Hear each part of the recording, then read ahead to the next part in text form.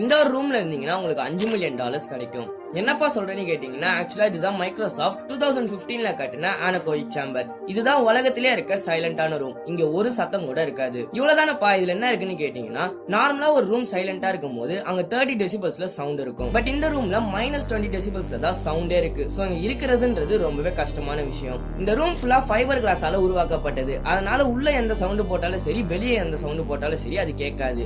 இதையும் மீறி நீங்க உள்ள இருந்தீங்கன்னா உங்க ஹார்ட் பீட்ல இருந்து உங்க பிளட் ஃப்ளோ ஆகுற சவுண்ட் வரைக்கும் உங்களுக்கே கேட்கும். அந்த அளவுக்கு இது ஒரு குவைட்டான ரூம். இதெல்லாம் பரவாயில்லப்பா, நான் உள்ள போய் தூங்கிடுன்னு நினைச்சீங்கன்னா, உங்களை மாதிரி நிறைய பேர் நினைச்சு இந்த டாஸ்க் ட்ரை பண்ணதுக்கு போயிருக்காங்க. பட் போன எல்லாருமே கொஞ்ச நேரத்திலேயே ரொம்ப டிஸ்கம்ஃபர்ட்டா இருக்கு, என்னால முடியல, பைத்தியம் முடிச்ச மாதிரி இருக்குன்னு சொல்லி வெளியே வந்துட்டு இருக்காங்க.